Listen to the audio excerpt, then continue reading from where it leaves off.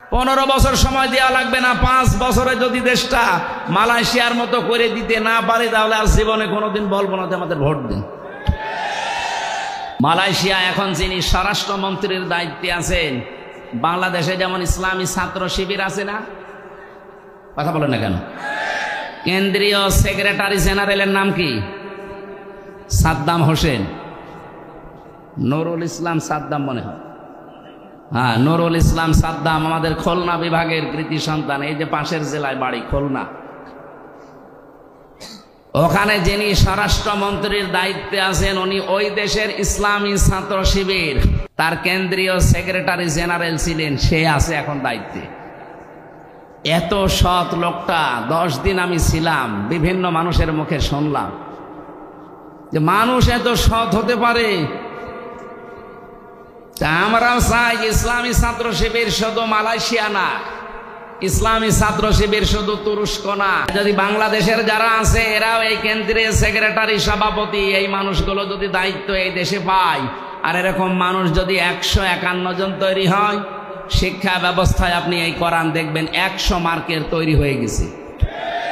মাত্র 5 বছর যেতে দেবেন, পুরাটা দেশ পাল্টিয়ে ফেলবে। ওয়াস্তব মাওলানা সাইদি সাহেব 50 বছর করে গেল, মুসলমান যা হয়েছে ওনার হাতে, তার চাইতে অধিকাংশ মুসলমান হয়ে গেছে উল্টাপাল্টা। কিন্তু এটা যদি শিক্ষা ব্যবস্থায় আমরা নিয়ে যেতে পারি, এনাদের মতো 151 জন মানুষকে পাঠিয়ে, এটা যদি কেউ রাজনীতি মনে করেন, হ্যাঁ এইটাই আমাদের রাজনীতি, এটা যদি কেউ ধর্ম ব্যবসা মনে করেন, এইটাই আমার ধর্ম ব্যবসা, কারণ আমি চাই এটা যেন সংসদে যায়। এক কথা বলে না কেন? 5 বছর চলতে দেবেন। যার যা দুঃখের কথা বলছিলেন না, কত মানুষ 3 ভাগের 1 ভাগ না খেয়ে থাকে, পোশাক নেই, শিক্ষা নেই, কেন এগুলো থাকবে না কেন? মাত্র 18 বছরে, 2004 সাল থেকে আজকে 25, কয় বছর? 19 বছর না, 21 বছর। মাত্র 21 বছরের ব্যবধানে যদি মালয়েশিয়া দাঁড়িয়ে যেতে পারে, তারা তো আমাদের চাইতেও নিকৃষ্ট ছিল, নিকৃষ্ট পর্যায়ে ছিল। অথচ এখন তাকিয়ে দেখেন, এই যশোরের কত মানুষ যে দেখি ওখানে চাকরি করছে। কেন? এখান থেকে টাকাগুলো পাচার করে ওই সমস্ত দেশে না পাঠিয়ে এই দেশে যদি কর্মসংস্থান তৈরি করে দিতেন, ওই দেশে যে রাস্তা ঝাড়ু দেওয়া লাগতো না, রুটি বানাচ্ছে, কাপড় চোপড় সেলাই করছে, পায়খানা সাফ করছে। কেন এগুলো করা লাগবে? কেন দরকার? ওই দেশের মানুষ এসে এই দেশে ওরা আমাদের রাস্তা ঝাড়ু দেবে। এক কথা বলে না কেন? এটা সম্ভব ছিল। ওরা 21 বছরে দাঁড়িয়ে গেছে, আর আমরা 54 বছরেও দাঁড়াতে পারি না। একটাই কারণ, এইটা নেই। এটা নিয়ে যান, এই জন্য তো বারবার আহ্বান জানাচ্ছি আমরা যে এইটা নিয়ে যান। 15 বছর সময় দেওয়া লাগবে না, 5 বছরে যদি দেশটা মালয়েশিয়ার মতো করে দিতে না পারে তাহলে আর জীবনে কোনোদিন বলবো না যে আমাদের ভোট দিন। এই জন্য কোরআন নাজিল করার আয়াতের প্যাটার্ন দেখেছেন আল্লাহ। 2টা আয়াতই প্রথম অংশ কিন্তু এক ছিল, কিতাবুন আনজালনাহু ইলাইকা এ পর্যন্ত এক, ইন্না আনজালনা ইলাইকাল কিতাব এ পর্যন্ত এক। এরপরে আল্লাহ দিয়েছেন 2 বিষয়, লিতুখরিজান নাস মিনাজ যুলুমাতি ইলান নূর, তোমরা মানুষদেরকে অন্ধকার থেকে আলোর পথ দেখাবে। এটা আমরা দেখাচ্ছি আজ 54 বছর। কিন্তু দ্বিতীয়টা যদি আমরা মানতে পারতাম, মালয়েশিয়ার মতো, সৌদি আরবের মতো, তুরস্কের মতো, আফগানিস্তানের মতো, লিতাহকুমা বাইনান নাস, এই কোরআন দিয়ে আমি বিচার ব্যবস্থা, ন্যায় বিচার কায়েম করব, তাহলে 13 বছর এটিএম আজহারুল ইসলামকে জেলখানায় পড়িয়ে বসালাইত। উনি অনেক আগে বের হয়ে চলে আসতেন। এই কথা বলেন না কেন? ন্যায় বিচার নেই, এই জন্যই মাজলুম মানুষটা জেল খাটতেছে। বিচারপতি পালিয়েছে, মামলার বাদী পালিয়েছে, এমনকি সরকারও পালিয়েছে। যে বিচারপতি রায় দিয়েছিল সেও পালিয়েছে, তো উনি জেলে থাকবে কোন কারণে? আমরা চাই কোরআনে কারিমের লিতাহকুমা বাইনান নাস বিমা আরাকাল্লাহ, আল্লাহ যেভাবে আমাদের দেখিয়েছেন, আল্লাহর দেখানো পদ্ধতিতে বিচার ব্যবস্থা আমরা তৈরি করব। ওখানে কোনো অবিচার হবে না, সব জায়গায় প্রতিষ্ঠিত হবে তখন ন্যায় বিচার। কথা বলেন ঠিক কিনা? এটা কি দেখার আগ্রহ আছে? শুধু সামিয়ানার নিচে সব জায়গায় যেন আগ্রহ থাকে যে আমরা দেখতে চাই বিচার ব্যবস্থায় কোর্টের। আপনি যশোরের আদালতে যান, কোর্টের ইট পর্যন্ত টাকা চায়। টাকা দিয়ে যা। আমি প্রথম যখন 11 সালে জেলে গিয়েছিলাম, আমার জেল থেকে বের করার সময় পুলিশ, মানে আমি প্রথমে কারাগারে আদালতে ছিলাম, এই যে থানার, বের হয়ে চলে আসছে, আমার বলছে টাকা দেন। টাকা পাবো কোথায়? না, আপনাকে যারা দেখতে এসেছিল আমরা জানি আপনাকে টাকা দিয়েছে। আরে শয়তানে তো ওই পর্যন্ত জানে। পরে আর কি, ওই সময় 11 সালে 10 টাকা দিলাম, তাও খুশি। এমন কোন দিক বিভাগ আছে বাংলাদেশে যেখানে এরকম টাকা চাই না? কথা বলো না কেন? প্রত্যেকটা একটা ফাইল এখান থেকে উপরে উঠতে চায় না টাকা ছাড়া। এই দৃশ্য আর সামনে আমরা দেখতে চাই না। এই জন্যই তো এত কিছু করা লাগছে। এই দৃশ্য যেন কেউ সামনে আর কেউ তৈরিও করতে না পারে, সজাগ থাকা লাগবে।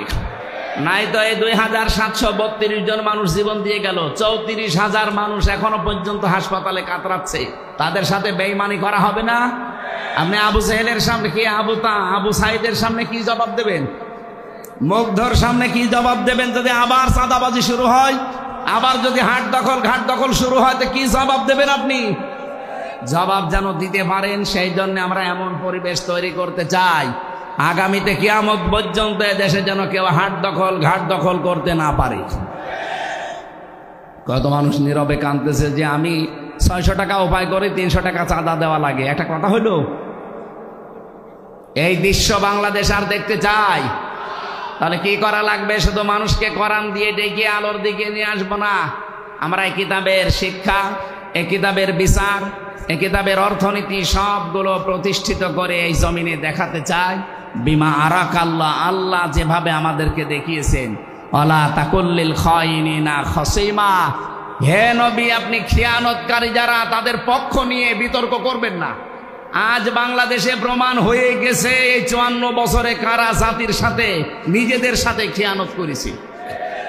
এক কথা বলেন না কেন? যারা খিয়ানত করেছে আমরা তাদেরকে চিনি না? এই খেয়ানতকারীদের পক্ষ নিয়ে তারা ঝগড়া করেন আমাদের সাথে। আপনার বিবেক আছে? এই জন্য আমরা চাচ্ছি আল্লাহ যেভাবে আমাদের দেখিয়েছেন, এটা আমরা বিচার ব্যবস্থায় ন্যায় বিচার কায়েম করার জন্য নিয়ে যাব। গরু ছাগলের ভেতরে, কার ভেতরে? বাইনান নাস, মানুষের ভেতরে। আল্লাহ আমাদেরকে যেন কোরআনের দ্বারা এটার তৌফিক দান করেন, বলেন আমিন। আমরা কোরআনে কারিম দিয়ে মানুষদেরকে অন্ধকারের ভেতর থেকে আলোর দিকে বের করার জন্য সারা পৃথিবীতে, বিশেষ করে মুসলমান যারা, তারা চেষ্টা চালাচ্ছে কম বেশি। কিন্তু লিতাহকুমা বাইনান নাস, কোরআন আপনার প্রতি আমি নাজিল করেছি এই জন্যে। কি জন্যে? মানুষের ভেতরে যেন আপনি ন্যায় বিচার করতে পারেন। এটা কিন্তু বাস্তবে এখনো সম্ভব হয়নি। কথা বলে না কেন? রাসূলুল্লাহকে আল্লাহ যে 4 দফা কর্মসূচি দিয়েছিলেন, 2টা প্রথমে, 2টা শেষের দিকে, 4 জায়গায় আল্লাহ এই আয়াতটা, একই আয়াত ধরন পাল্টিয়ে শুধু শব্দ এলোমেলো করে নাজিল করেছেন। সূরা বাকারা 129 নম্বর আয়াত, সূরা বাকারার 151 নম্বর আয়াত, সূরা আলে ইমরানের 164 নম্বর আয়াত, সূরা জুমার 2 নম্বর আয়াত। আয়াতগুলোর কথা সব এক, খালি একটু শব্দ এলোমেলো আছে। আল্লাহ রাব্বুল আলামিন বলেন, হুয়াল্লাযী বাআসা ফিল উম্মিয়িনা রাসূলাম মিনহুম ইয়াতলু আলাইহিম আয়াতিহি ওয়া ইউযাক্কিহিম ওয়া ইউআল্লিমুহুমুল কিতাবা ওয়াল হিকমা ইলা আখিরি আয়াত। তিনি সে আল্লাহ যিনি তোমাদের কাছে উম্মীদের মধ্যে, নিরক্ষর মানুষদের মধ্যে একজন রাসূল পাঠিয়েছেন। কি করতেন তিনি? ইয়াতলু আলাইহিম আয়াতিহি, তোমাদের কাছে তিনি আল্লাহর আয়াতগুলো তেলাওয়াত করে শোনাতেন। আয়ুযাক্কিহিম, তিনি তোমাদেরকে পবিত্র করতেন। আয়ুআল্লিমুহুমুল কিতাব, তিনি তোমাদেরকে কিতাবের শিক্ষা দিতেন। আল হিকমা, তিনি তোমাদেরকে হিকমত শেখাতেন। কথাগুলোর দিকে খেয়াল করে দেখবেন, যারা আলেম আছেন তাদেরকে বলছি। প্রথম নবীজিকে বললেন ইয়াতলু আলাইহিম আয়াতিহি, আল্লাহর আয়াত বলতে কি বলেন তো? কোরআন। আরো জোরে বলেন। আল্লিমুহুমুল কিতাব, কিতাব বলতে কি? একই কথা 2 জায়গায় দিলেন কেন? তাফসির মাহফিলে আলেমরা আসবে এই কারণে, আর যারা সাধারণ মানুষ তারা আসবে এই কারণে এটা যেন শুনে আপনারা সওয়াব পেয়ে বাড়ি চলে যান। আর ওনাদের জন্য এইটা না, ওনাদের জন্য চিন্তা ভাবনার খোরাকি আছে এখানে। আফালা ইয়াতাদাব্বারুন আল কোরআন, কি হয়েছে তোমাদের? কোরআন নিয়ে কেন চিন্তা ভাবনা করো না? আমরা আয়াতুল্লাহ বলতে আল্লাহর কিতাব বুঝি, কিতাবুল্লাহ বলতেও আল্লাহর কিতাব বুঝি। রসুল আসবে, উনি আল্লাহর আয়াত তেলাওয়াত করে শোনাবে, তিনি পবিত্র করবে আমাদেরকে, এরপরে আবার বলেন তোমাদেরকে কিতাবের শিক্ষা দেবে। কি এটা? কি প্রথমে যে দুইটা কাজ তিনি ইয়াতলু আলাইহিম আয়াতিহি, আল্লাহর আয়াত তেলাওয়াত করে মুহাম্মদুর রাসূলুল্লাহ শুনিয়েছিলেন। আয়ুযাক্কিহিম, এটা দিয়ে তিনি পবিত্রও করেছিলেন, হয়তো ব্যক্তি পরিবার এ পর্যন্তই। এরপরে আরো দুইটা শব্দ আছে, আয়ুআল্লিমুহুমুল কিতাবা ওয়াল হিকমা। এই দুইটা করতে গেলে অবশ্যই আপনাকে কিতাবের শিক্ষা হিকমতের সাথে এটা বাস্তবায়ন করা লাগবে। ওই জামানায় আরবদেরকে নিরক্ষর বলা হয়, উম্মি বলা হতো। ওরা যতদিন পর্যন্ত কোরআনে কারিম তেলাওয়াত করেছে, নিজেদের ভেতরে সংশোধনী চালিয়েছে, এ পর্যন্ত কোনো সমস্যা দেখা দেয়নি। কিন্তু যখনই আয়াতের এই পরের দুইটা শব্দ আল্লিমুহুমুল কিতাব, তিনি তাদেরকে কিতাবের শিক্ষা দিয়েছেন, মানে কিতাবের এটা বাস্তবায়ন করে দেখিয়েছেন। আল হিকমা শব্দের ব্যাখ্যা পড়লে আপনি এটা ক্লিয়ার পেয়ে যাবেন ফি জিলালিল কোরআনের ভেতরে। হিকমা শব্দটা হাকামা থেকে এসেছে। আমরা যারা বিশেষ করে কামেলে যারা পড়ে বা পড়াই তারা দেখবেন, এই যে আমরা হাকিম বলে মানুষকে জানি, পৃথিবীতে হাকিম কিন্তু খুব বেশি মানুষ ছিলেন না। আমরা একজন হাকিমের নাম বেশি শুনি, তার নাম হযরতে লোকমান হাকিম। লোকমান কি ছিলেন? কি জবাব দিলেন না? আমাদের দেশে হাকিম আছে না নেই? গাছতলায় বসে আছে, হাত দেখে বলে দেয় যে 3 বউ হবে, এ হাকিম। আরো বিভিন্ন রকমের হাকিম। রোজার মাস তো চা তো খাওয়া যাচ্ছে না, আর এক ঝামেলা, কাশি উঠে পড়লে তো আর এক সমস্যা।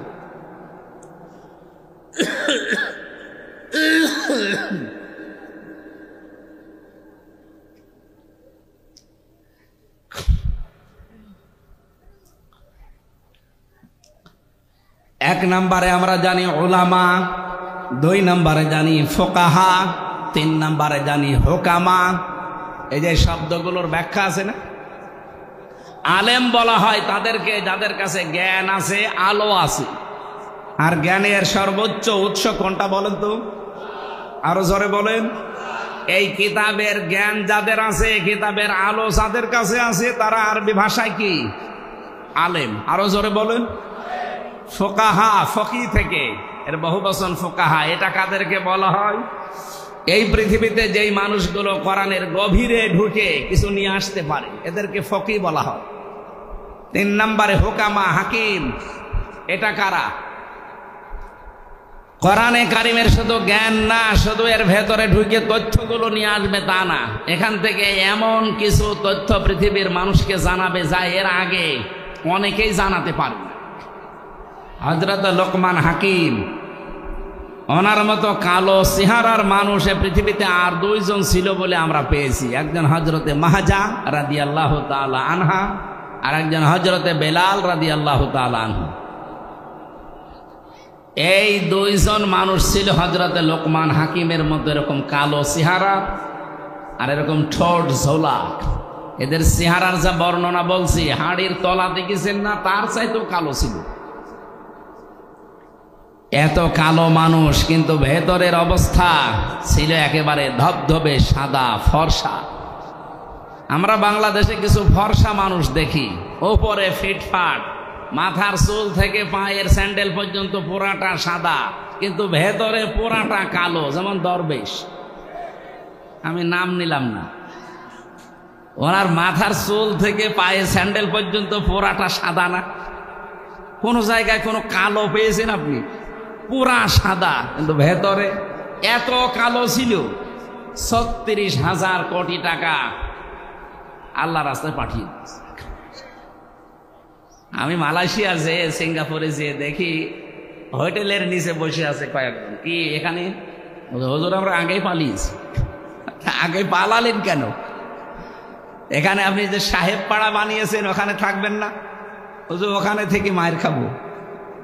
বাংলাদেশের মানুষ এখানে আছে, যদি শোনে যে সাহেব পাড়ায় আমি আছি তালা ভেঙে পিটাবে আমার।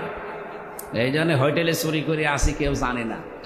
আপনি যেন আবার বাইরে যে বলে দিয়েন না। পাগলকে যদি বলা হয় যে শাক নাড়াবি না, ও আরো বেশি নাড়াবে না, ও আমার আরো মনে করে দিবে। এই শয়তানগুলো সব এখন বেশিরভাগ থাইল্যান্ডে, বেশিরভাগ রয়েছে সিঙ্গাপুরে, মালয়েশিয়া, পালিয়ে আছে। বাকিগুলো আমেরিকা, কানাডায় তো গিয়েছে। আর আল্লাহর বিশেষ ওলি যারা, তারা আছে প্রতিবেশী রাষ্ট্রে। আমি বলছিলাম হজরতে বেলাল, হজরতে মাহজা, লোকমান হাকিম রহমতুল্লাহ আলাইহে, এই মানুষগুলো উপরে ছিল কালো, ভেতরে ছিল পুরা ধবধবে সাদা। আমাদের অন্তর ঠিক ওই রকম করা দরকার না? আর ওটা যদি 100 ভাগ করতে চান তাহলে ওই আল্লিমুহুমুল কিতাব, এই যে হোকামা থেকে এসেছে, যেটা আপনাকে কিতাবের শিক্ষা ব্যবস্থা জারি করা লাগবে।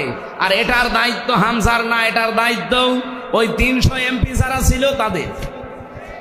তারা যদি একবার বলে মাননীয় স্পিকার আমরা কোরআনে কারিমের শিক্ষা ব্যবস্থা চাই, উনি যদি বলে হাত তোলেন, আজিজুর রহমানের মতো যদি 151 জন বলে হ্যাঁ হাত তুলেছি, ওই দিনই পাশ হয়ে যাবে। কিতাবের শিক্ষা ব্যবস্থা বাংলাদেশে জারি হয়ে যাবে। 5 বছরের ভেতরে দেখবেন দেশের চেহারা পাল্টিয়ে গেছে। নবীজি 4টা কাজ করেছিলেন। প্রথম নাম্বার, তিনি কোরআন তেলাওয়াত করে মানুষকে শোনাতেন, মানুষদেরকে পবিত্র করতেন, তার নফস, তার পরিবার, তার সমাজ, এভাবে তিনি চেষ্টা চালিয়েছিলেন। কিন্তু আল্লিমুহুমুল কিতাব, এটা যতদিন পর্যন্ত তিনি কায়েম করতে না পেরেছেন ততদিন সুদ বন্ধ হয়নি, ঘুষ বন্ধ হয়নি, সাদাবাজি ওই জামানায় ছিল ওইটাও বন্ধ হয়নি। কথা বলেন ঠিক কিনা? এই জন্য আমাদের উচিত হবে, যারা আজ বলেন আমরা নবীওয়ালা কাজ করি না, আপনার নবীওয়ালা কাজ হচ্ছে না। এদিকে তাকান, নবী কি জন্ম থেকে নবী বলে কেউ বলতো যে আপনি নবী? কয় বছরে বলেন বলেন? 40 বছরে তখন যিনি নবী হলেন, কি পেয়ে নবী হয়েছিলেন? এই কোরআনে কারিম পাওয়ার পরে যিনি নবী হলেন, নবী হওয়ার পরে তো এই কাজগুলো আল্লাহ তাকে দিলেন। ওয়াল্লাযী বা'আসা ফিল উম্মিয়িনা, তিনি সে আল্লাহ যিনি উম্মিদের ভেতরে পাঠিয়েছেন, নবী পাঠিয়েছেন, রাসূল পাঠিয়েছেন। ইয়াতলু আলাইহিম আয়াতিহি, তার প্রথম কাজ ছিল তিনি তেলাওয়াত করে করে মানুষদেরকে শোনাতেন। আজ বাংলাদেশে কেউ যদি বলে যে আমি নবীওয়ালা কাজ করি, অবশ্যই আপনাকে আল্লাহর কোরআন তেলাওয়াত করে শোনানোর ব্যবস্থা করা লাগবে। আপনার দ্বারা হয় এটা? আপনি কোরআন পড়তে পারেন যে তেলাওয়াত করে শোনাবেন? এই মাদ্রাসা যারা প্রতিষ্ঠিত করেছিল তাদের কয়েকটা উদ্দেশ্য আছে, তার ভেতরে এইটাও মনে হয় আছে যে মানুষ এই এলাকায় যারা বসবাস করে তারা আল্লাহর কোরআন পড়বে, শিখবে, নাকি অন্য উদ্দেশ্য আছে? ওয়ায়ুযাক্কিহিম, তিনি তাদেরকে পবিত্র করেছিলেন। কোন পর্যায়ে পৌঁছিয়েছে তাদের পবিত্রতা? আমরা যদি আজ কোরআনে কারিম দিয়ে ব্যক্তি, পরিবার, সমাজ, রাষ্ট্রকে পর্যন্ত পবিত্র করতে পারতাম। এই যে যাকিজ্জুন থেকে শব্দটা এসেছে, খলিফাতুল মুসলিমিন হযরতে ওমর রাদিয়াল্লাহু তাআলা আনহু, তিনি রাতের বেলায় বসে হিসাব করছিলেন। লম্প ধরিয়ে যে আলো, জয়তুনের তেল সীসার উপরে দিয়ে তিনি আগুন লাগিয়ে হিসাব করছিলেন। হঠাৎ করে ওই দেশের প্রধান বিচারপতি হযরতে আলী রাদিয়াল্লাহু তাআলা আনহু এশার নামাজ পড়ে তিনি আসলেন, ডাক দিলেন, হযরত ওমর, প্রধান বিচারপতি আলী, কিসের জন্য এসেছেন? রাষ্ট্রের কোনো কথা আমাকে বলার জন্যে, না ব্যক্তিগত পারিবারিক কোনো কথা বলার জন্যে? হযরতে আলী ওই সময় প্রধান বিচারপতি, তিনি বললেন, না, আমার পারিবারিক জীবনে একটা সমস্যা হয়েছে, ওইটা আপনার সাথে শেয়ার করার জন্য এসেছি, পরামর্শ নেব। হযরত ওমর সঙ্গে সঙ্গে তিনি বাতিটা লিভিয়ে দিলেন। হযরতে আলীর কিন্তু মন খারাপ হয়ে গেছে, কি আমি একটা দেশের প্রধান বিচারপতি এসেছি রাষ্ট্রপ্রধানের কাছে, উনি আমারে দেখে আরো আলোকসজ্জা করবে কি, আরো আলো লিভিয়ে দিলেন। হযরত ওমর তার মনোভাব বুঝতে পেরে ডাক দিয়ে বলেন, প্রধান বিচারপতি আলী, আপনাকে আমি কিন্তু প্রথমে জিজ্ঞাসা করেছি যে আপনি কেন আসলেন, রাষ্ট্রের কোনো কাজ নিয়ে নাকি পারিবারিক কোনো কাজ নিয়ে? আপনি যেই বলেছেন যে রাষ্ট্রের কোনো কাজ না, পরিবারের কোনো সমস্যা, আমি কিন্তু হিসাব করছিলাম রাষ্ট্রের জনগণের টাকায় কেনা তেল দিয়ে রাষ্ট্রের হিসাব করছিলাম। আপনি এসেছেন পারিবারিক জীবনের কোনো ফয়সালা নিতে, জনগণের টাকা দিয়ে এই হারিকেন বা লম্প অথবা মোমবাতির যে তেল পুড়বে, এইটা দিয়ে আপনার পারিবারিক জীবনের কথাবার্তা শুনবো, কিয়ামতে আমি জবাব দেব কি? হযরত আলী বলেন, কথাটা শোনার পরে তার প্রতি ভক্তি শ্রদ্ধা যা ছিল আমার আরো বেড়ে গেল। যে কি চিন্তা নিয়ে তিনি চলেন, একটা রাষ্ট্রের প্রধান, বাংলাদেশে 1628 জন মানুষ দায়িত্বে ছিল। আল্লাহর কসমে 54 বছর আমি বাদ দিলাম, শুধুমাত্র 5 বছরও যদি এই টেন্ডেন্সি নিয়ে এই 1628 জন মানুষ দায়িত্ব পালন করে দেখাতো, এ দেশটা মিনি জান্নাত হয়ে যেত।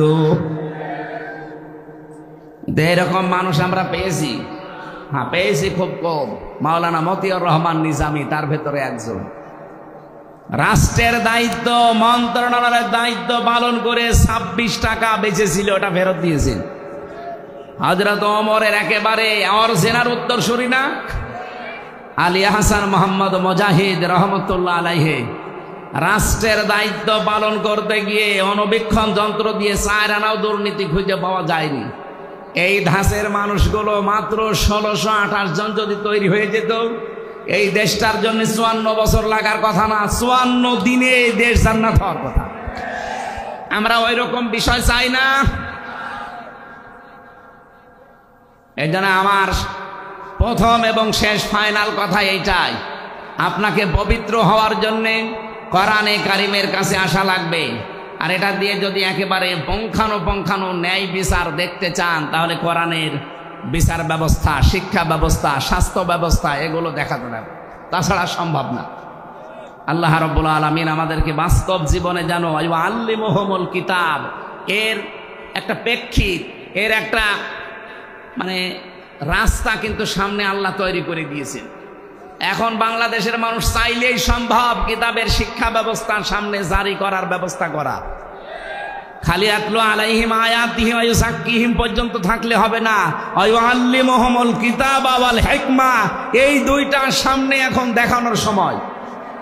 এরপরও যদি কারো ব্যর্থতার পরিচয় দেন, আগামী 100 বছরেও আর আল্লাহ এই সুযোগ দেবে না। কথা বলে না কেন?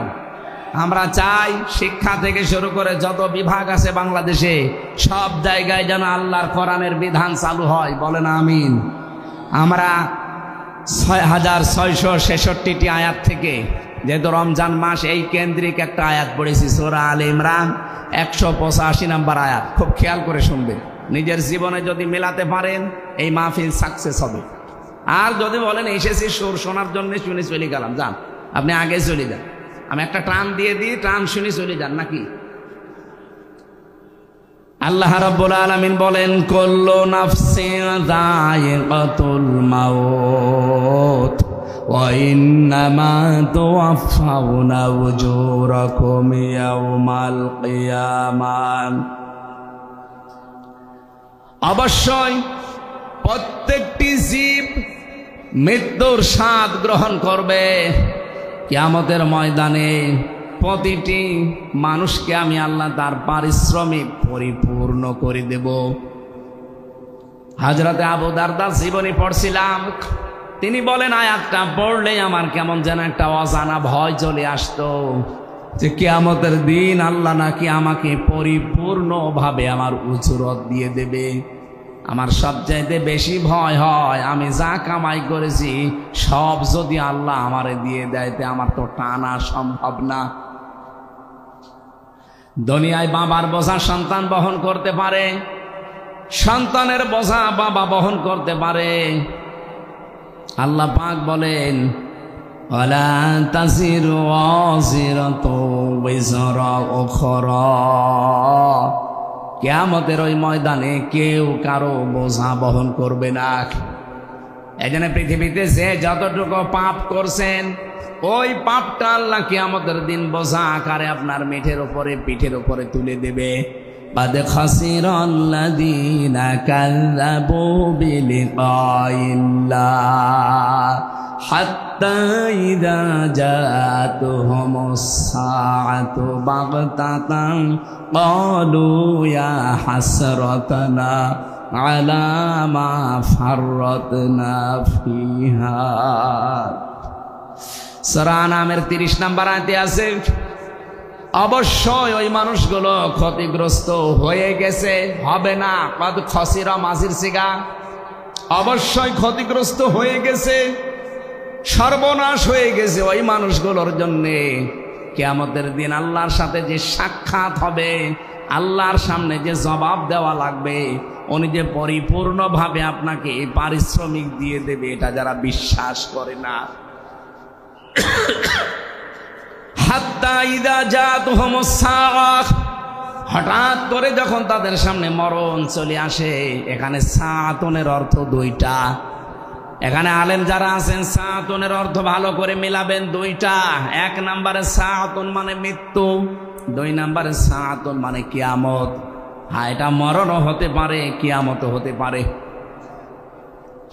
মরণের পরে বা কিয়ামতের পরে ময়দানে মাহশারে এই মানুষগুলোর সামনে যখন আমল নামাটা আল্লাহর সামনে তুলে ধরবে, পাপের বোঝাটা,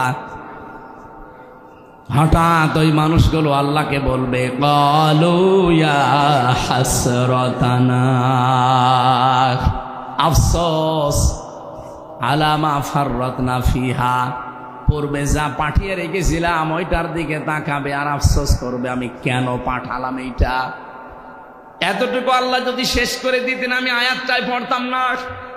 এর পরের শব্দটা আমাদের জন্যে, অহুম ইয়াহমিলুনা আওসারহুম আলা দুহুরিহিম আলা সামা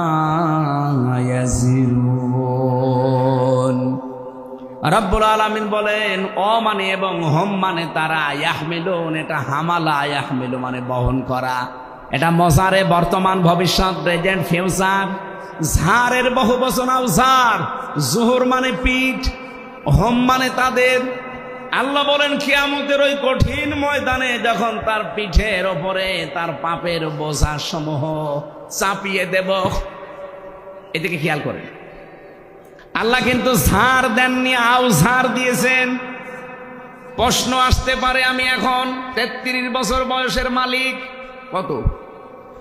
আমার এই 33 বছর বয়সে আমি যত অপরাধ করেছি, একটা বান্ডিল বেঁধে বোঝা আকারে আমার পেটের ওপরে তুলে দিলে এটা ঝাড় হয় 1 বছর।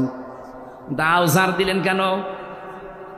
তাফসিরে মাযহারি মুফাসসির লিখেছেন, আউসারের ব্যাখ্যায় আমি হয়তো 33 বছরে মারা গেলাম, কিন্তু এমন এমন কাজ আমি দুনিয়ায় জারি করে গেলাম যেটা গোনায়ে জারিয়া।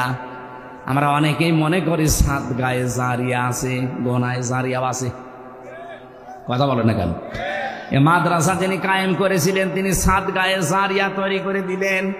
এর পাশাপাশি কেউ যদি একটা সিনেমা হল তৈরি করে দেয়, সে কি সাদগায়ে জারিয়া না গোনায়ে জারিয়া? বলেন বলেন। এই লোকটা কিয়ামত পর্যন্ত এই মাদ্রাসার কারণে ওনার যে সওয়াবের নেকির বোঝাটা দিন যত যাবে এ বোঝা একটা একটা করে বাড়তেই থাকবে। পাশে যে লোকটা সিনেমা হল বানিয়েছে, যে লোকটা সুদের কারবার তৈরি করে চলে গেছে, ওটা যতদিন পর্যন্ত ওই সুদি ব্যাংক, ওই সিনেমা, ওই অত্যাচারী জুলুম নির্যাতনের ওই দলটা যতদিন থাকবে, ও হয়তো নেই কিন্তু ওই দলের লোকজন আছে। কথা বলে না কেন? ওর সিনেমা হল আছে, ওর সুদি ব্যাংক আছে। ও মরে গেছে কতদিন আগে, ওর বোঝা তো পাপের একটা হওয়ার কথা।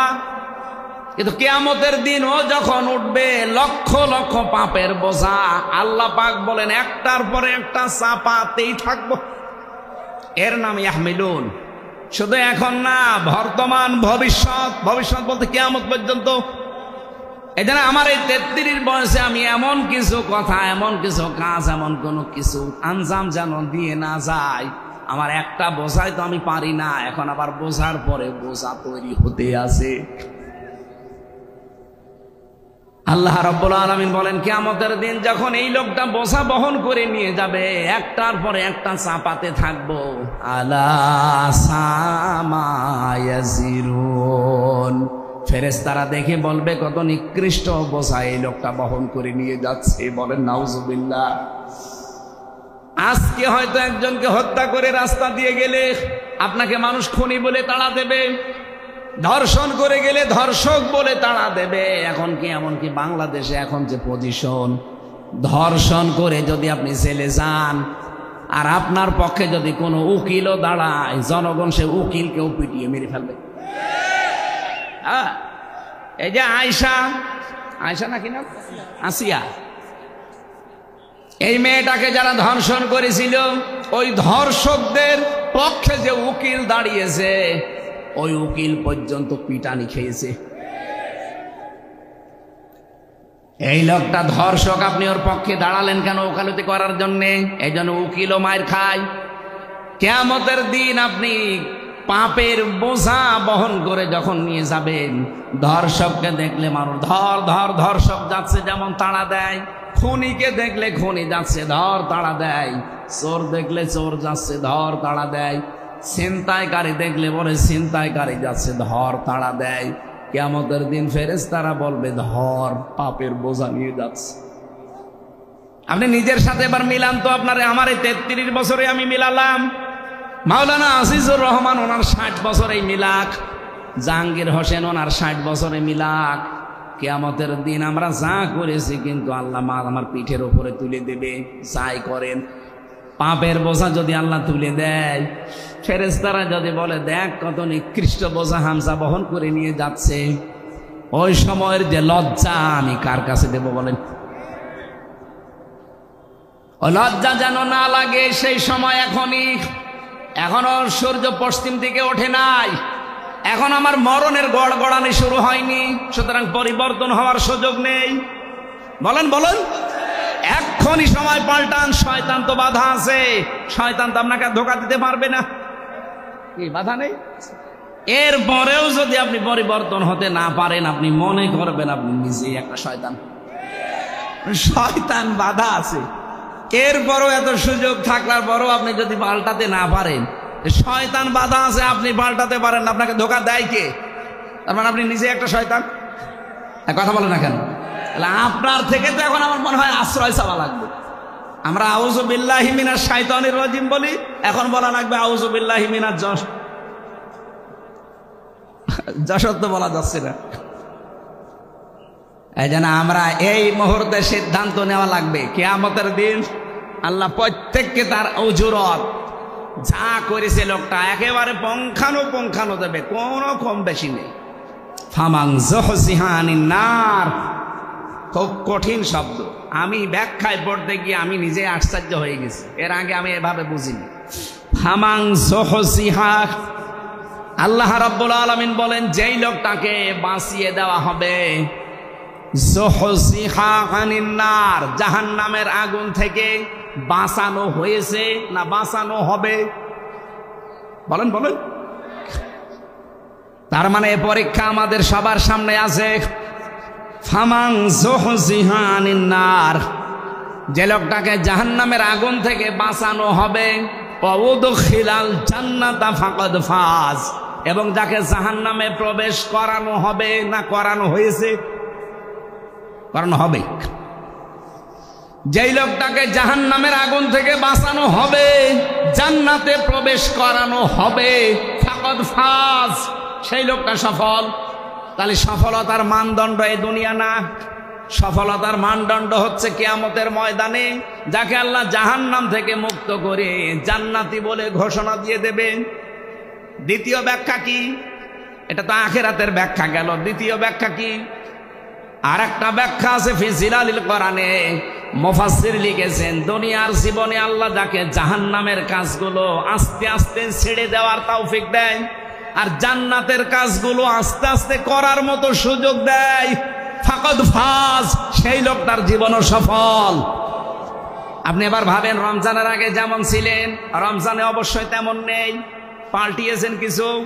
বাকি 11 মাস যদি এভাবে পাল্টিয়ে পাল্টিয়ে আপনার জীবন শেষ করতে পারেন, আপনি মনে করবেন আপনার জীবনকে আমার আল্লাহ ফাকাদ ফাজ, সফলতার দ্বার প্রান্তে পৌঁছিয়ে দিচ্ছে। আর যদি মনে করেন না, আগে 2টা বিড়ি খাতাম, এখন রোজার পরে 4টা করে খাচ্ছি, তাহলে মনে করবেন আমি জান্নাতের থেকে আস্তে আস্তে জাহান্নামের দিকে এগিয়ে যাচ্ছি।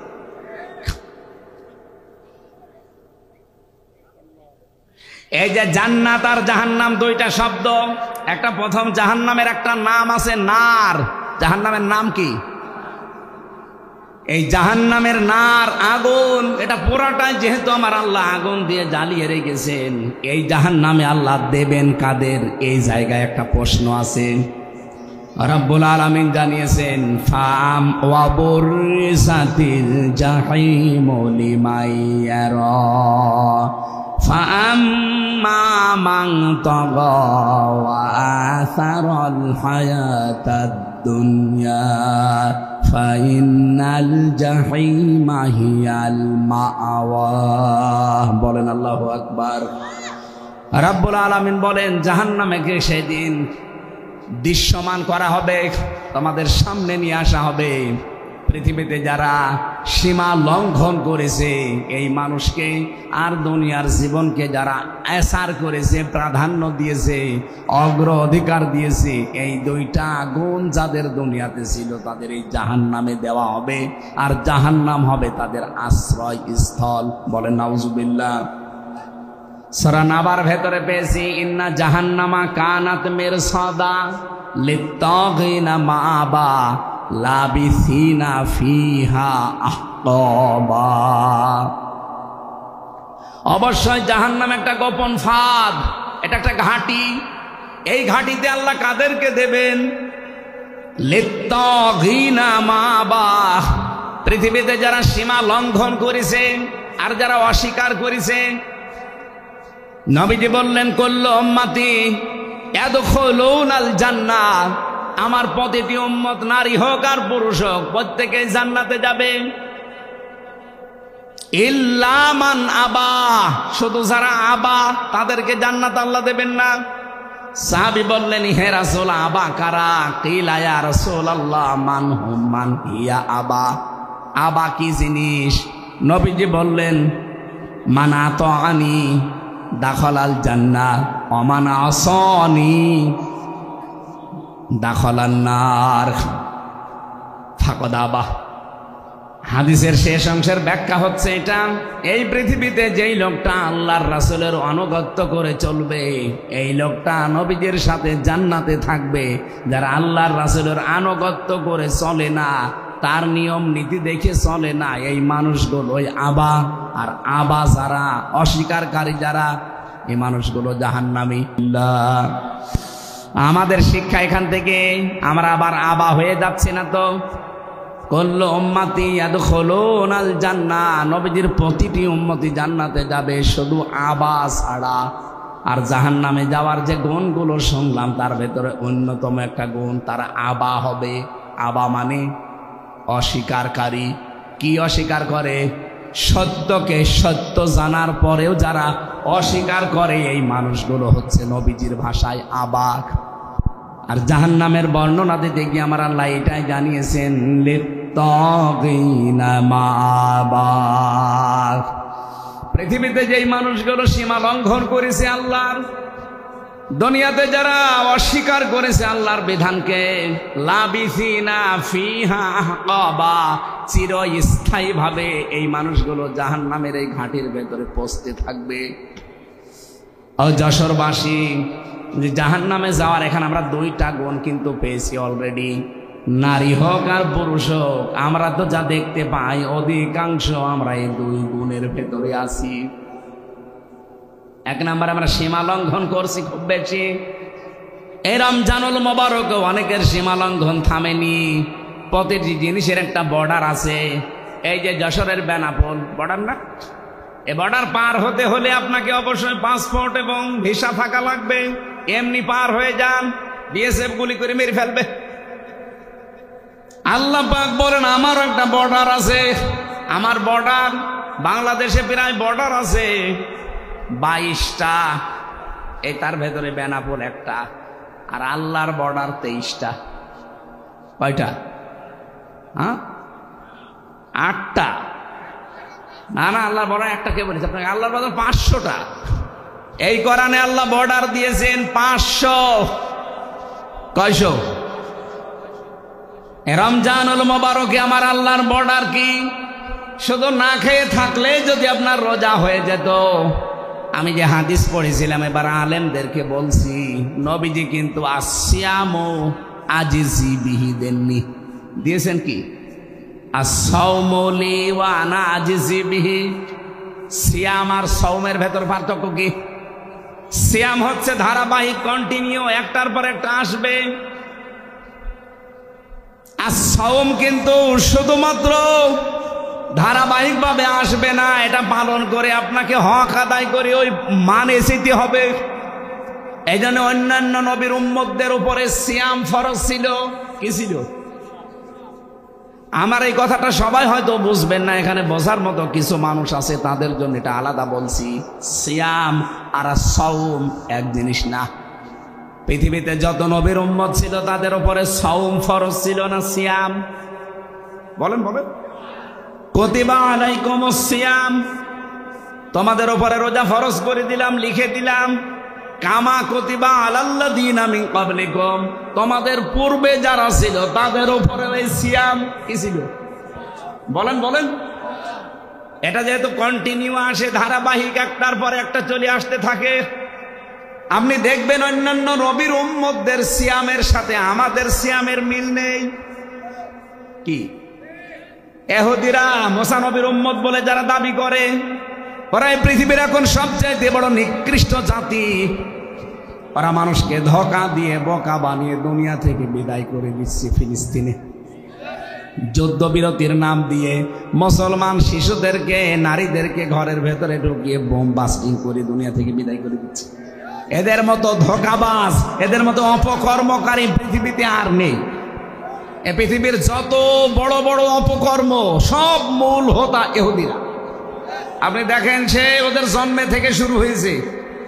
এই যে বিড়ি, যদিও যশোরে বলি কথা বলা ঠিক না, কারণ সব তো এখানেই হয়।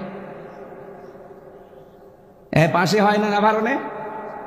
নাভারণ না বেনাপোলে হয় জানো? এই যে বিড়ি, এটার দ্বারা যে কত রকমের ক্ষতি হয়, কমপক্ষে 5টা ক্ষতি তো আপনার শরীরের হয়। তার ভেতরে একটা আপনার কলিজা নষ্ট হয়ে যায়। এটা মানেন তো নাকি? বিজ্ঞান দ্বারা প্রমাণিত পৃথিবীতে একটাই মাত্র খাবার, যে খাবার বিক্রি করার আগে তার গায়ে লিখে দেওয়া লাগে যে এটা নিষিদ্ধ। নাম কি? বিড়ির আগে লেখা নেই, সতর্ক বার্তা লেখা নেই, যেটা খেলে কি হয়? ক্যান্সার হয়। সেটা যেহেতু এই জেলায় তৈরি হয়, আর আমি যেহেতু আছি, এই জন্য বেশি ফতোয়া দিতে পারছি না, হালকা পাতলা বলছি। এই যে বিড়ি, এর মূল হোতা আবিষ্কারক যারা প্রথমে এই পৃথিবীতে বিড়ি বানিয়েছে, ইহুদিরা। কারা? আপনি যত অপকর্ম, সে বড় হোক ছোট হোক, এর মূলে দেখবেন ইহুদিরা। পৃথিবীতে মানুষ মারার তালিকায় এখন ইহুদিরা। রোজা অবস্থায় হাজারো মুসলমান এখন পৃথিবীতে দোয়া করছে, রব্বুল আলামিন মরণ আমরা নিতে রাজি আছি, আমাদেরকে মরণ দাও, তবে এইভাবে ইহুদিদের হাতে অপমান করে আমাদের মরণ দিও না। ওরা যা আরম্ভ করেছে, ওদের পতন না দেখা পর্যন্ত তুমি আমাদের মৃত্যু দিও না। পৃথিবীর নিকৃষ্ট জাতি ইহুদি, অভিশপ্ত জাতি ইহুদি, আল্লাহর ভাষায় গায়রিল মাগদুবি আলাইহিম ওয়ালাদ-দাল্লিন। এই জাতিরাও রোজা রাখে, কিন্তু ওরা সেহরি করে না। খ্রিস্টানরাও রোজা রাখে, ইফতারি করে না। মুশরিক যারা আমাদের এই দাদা বাবু হিন্দুরা, ওরাও রোজা রাখে, কিন্তু ওরা উপবাস থাকে, সেহরিও করে না, ইফতারও করে না। এর আগে যত নবীর উম্মত দেখবেন, আমি প্রায় ৭০টা লিখেছি এখানে। হযরতে মরিয়ম আলাইহিস সালাম তিনি রোজা রেখেছিলেন, তার রোজার ধরন ছিল আমাদের মতো না। আল্লাহ পাক সূরা মরিয়মের ভেতরে দিয়েছিলেন, তিনি রোজা রাখা অবস্থায় সব খেতে পারতেন, সব পান করতে পারতেন, কিন্তু কথা বলতে পারতেন না। তাহলে মরিয়ম ওনাদের রোজা কি? কথা বলা যাবে না, তাছাড়া সব করা যাবে। কি কথা বলে না কেন? খ্রিস্টানদের, ইহুদিদের, মুশরিকদের রোজা দেখলেন, কিন্তু আমাদের রোজা কি ওই রকম? আমাদের রোজায় সেহরি আছে, ইফতারি আছে, এবং 4টা জিনিস আছে। কয়টা বলেন বলেন? এই জন্য এর নাম সিয়াম না, এর নাম সাওম। নবীজির হাদিস, এটা হাদিসে কুদসি, আস-সাওমু লি, রোজা আমার জন্য, ওয়া আনা আজিজি বিহি ওয়া আনা উজজা বিহি, আমি নিজে পুরস্কার দেব অথবা আমি নিজেই তার পুরস্কার হয়ে যাব। তাহলে সাওমের কয়টা ব্যাখ্যা বলছি আমি? 4টা। 1 নম্বরে খাবার থেকে, 2 নম্বরে পানীয় থেকে, 3 নম্বরে স্ত্রী সহবাস থেকে, 4 নম্বরে হারাম যত কাজ আছে সব কাজ থেকে আপনাকে বিরত থেকে আল্লাহকে দেখানো লাগবে, এর নাম রোজা। অন্যান্য নবীর উম্মতের উপরে কি ফরজ ছিল? সিয়াম। বলেন বলেন? আমাদের উপরে রোজা। সিয়াম তো দিয়েছে, সিয়ামকে পরিপূর্ণতায় নিয়ে যেতে হলে অন্য নবীর উম্মতের মতো আপনি খাবার খাবেন, কথা বলবেন না, রোজা হবে? হবে না। মরিয়ম আলাইহিস সালাম শুধু কথা বন্ধ, খাবার খেতেন, পানি খেতেন, রোজা হয়ে যেত। আমাদের এরকম নেই। আমাদের রোজা হচ্ছে, রোজা থাকবেন, কিন্তু এই 4টা জিনিস থেকে আপনি বিরত থাকবেন। এ রোজা কাঙ্ক্ষিত মানের পর্যায়ে পৌঁছাবে। আল্লাহ রাব্বুল আলামিন জাহান্নামের যে আগুন আছে এখান থেকে বাঁচিয়ে রায়আন নামক একটা দরজা দিয়ে এমন জান্নাতে প্রবেশ করাবে, যেখানে প্রবেশ করা হয়ে গেলে আল্লাহ তালাবদ্ধ করে দেবে, অন্য কাউকে আর ঢুকতে দেবে না। সুতরাং রায়আন নামে এই দরজাটা আমরা প্রশ্ন পরে দিয়ে সুবহানাল্লাহ আলহামদুলিল্লাহ লা ইলাহা ইল্লাল্লাহ সুবহানাল্লাহ আলহামদুলিল্লাহ লা ইলাহা ইল্লাল্লাহ মুহাম্মাদুর। এই দাদা বসেন বসেন। আপনার দাদার বয়স এখনো হয়নি, কিন্তু দাড়ি নেই তো, এই জন্য মনে করছে মনে হয় অন্য ধর্মের লোক। আপনার দাড়ি রাখবেন ভাই, বয়স তো আমার বাবার মতো মনে হচ্ছে। দাড়ি রাখেন না কেন? দাড়ি রেখে দেবেন, সুন্নত নবীজির এটা। যারা দাড়ি কাটেন তারা তো 24 ঘন্টায় গোনাতে আসেন, নবীজির গলায় ছুরি দেওয়ার মতো গোনা হয়। এই জন্য এটা যারা রাখেননি আপনারা রেখে দেবেন। আমরা আসল সফলতা, আসল বিফলতার কথা শোনাচ্ছিলাম। পৃথিবীর জমিন সফল এবং বিফল হওয়ার জায়গা না। এই পৃথিবীতে যদি আমি সারা জীবন না খেয়ে খেয়েও মারা যায়, অপমান হয়েও মারা যায়, মরণের পরে যদি আল্লাহ জাহান্নামের কাছ থেকে, জাহান্নামের আগুন থেকে বাঁচিয়ে জান্নাতি বলে ঘোষণা একবার দিয়ে দেয়, ফাকাদ ফাজ, আমার জীবন সফল। আমরা ওই রকম জীবন তৈরি করার জন্য রেডি আছি না? আমাল হায়াতুদ দুনিয়া ইল্লা মাতাউল গুরুর। আল্লাহ খুব আফসোস নিয়ে জানিয়েছেন, পৃথিবীর জমিনটা প্রতারণা, খেলতামাশা, ধোকাবাজি ছাড়া কিচ্ছু না। আপনার মা বাবা, ওইটাও ধোকা। মনে আসতে পারে, হ্যাঁ হুজুর মা বাবার কথা বললেন, তাদের দিকে সাকালে সওয়াব হয়, হজের সওয়াব হয়, কিন্তু তারাও ধোকা। যেহেতু মাতাউল গুরুর বহু বচন দিয়েছেন আল্লাহ, পৃথিবীর কোনো কিছু ধোকা বাদ দিয়ে নেই। আপনি মা বাবার যে হক আছে ওইটা আদায় করবেন না, মা বাবারও মন পাবেন না। এই কথা বলেন না কেন? স্ত্রী আমাকে ভালোবাসে, স্ত্রীও ধোকা। আমি নিজের থেকে বলছি, আমি যদি এখন হামসা আমার 33 বছর, আমার ম্যাডামের 26 বছর, এখন যদি সত্যি আপনারা বলেন যে হুজুর মরে গেছে, হয়তো কান্নাকাটি করবে, পাগল হয়ে যাবে 2-3 দিন। 7 দিনের ভেতরে দেখবেন স্বাভাবিক হয়ে গেছে। 4 মাস 10 দিনের ভেতরে ওর মার বাবা এসে আমার মা বাবাকে বলবে হামজা তো মরিয়েই গেছে, মেয়ে এখন রেখে করবো কি, দেন অন্য জায়গায় বিয়ে দেব। ঠিক মানে দেবে। 7 দিন পরে দেখবেন ম্যাডাম ওর বাবারে কল দিয়ে বলবে, আব্বা হামজা তো কি ছিল, এ জামাই পেয়েছি 100 ভাগ ভালো। একেবারে পারফেক্ট জামাই, অথচ আমি কি করিনি তার জন্যে। সব ভুলে যাবে মাত্র 7 দিনে। কয় দিনে? এজন্য দুনিয়ার জীবনটা পুরা ধোঁকা। হ্যাঁ, আমি স্ত্রীর সাথে ভালো ব্যবহার করব, আমার স্বামীর হক আমি আদায় করব, এই জন্যে এটা দিয়ে যেন আমার আখিরাত তৈরি হয়। এক কথা বলেন না কেন? আমার সন্তানের প্রতি আমার দায়িত্ব পালন করব, যেন এটা দিয়ে আমার আখিরাত তৈরি হয়। তাছাড়া পৃথিবীতে এই চোখ খোলা আছে, সম্পর্ক আছে, চোখ বন্ধ হয়ে গেলে সম্পর্ক শেষ, সব সম্পর্ক কাট হয়ে যাবে। ফাইদা নফিখা ফিস সূর ফালা আনসাবা বাইনাহুম ইয়াউমাইদি ওয়ালা ইয়াতাসালুন। নসবের বহুবচন আনসাব। আল্লাহ বলেন একটা সম্পর্ক থাকবে না, চোখ বন্ধ, সব সম্পর্ক কাট হয়ে যাবে। আপনার স্ত্রী আপনার আর পরিচয় থাকবে না, আপনার সন্তান আপনার পরিচয় নেই। এমনকি কোরআনের আয়াতের ব্যাখ্যা হচ্ছে কিয়ামতের দিন কোন কোন সন্তান তার মায়ের পা ধরে থাকবে 500 বছর। 500 বছর পরে ওর মুখের ওপরে লাথি দিয়ে বলবে, সন্তান পাবো কোথায়, দুনিয়ায় বিয়েই হয়নি আমার। এই জন্য দুনিয়ার জীবনটা যেহেতু ধোঁকা, খেল তামাশা, রং তামাশা, এটা গুরুর। আমি সহ প্রত্যেকেই যেন এটা বোঝবান হই। আমি এটা জেলে যেয়ে আরো বেশি বুঝেছি, কারণ আমি ওখানে আটকা জীবনে ছিলাম। বাস্তবতা আমি বুঝেছিলাম যে দুনিয়ার জীবন তো আসলেই ধোঁকা। আমি যদি এখন মরে যেতাম কি হইতো? এখান থেকে লাশটা বের করে দিত, 2-4 দিন ম্যাডাম কান্নাকাটি করে কবরে দিয়ে ওই বলতো, আল্লাহ আমার স্বামীকে মাফ করে দিও, দিয়ে আর একটা সংসার করে ঠিক চালিয়ে যাচ্ছে কাজ।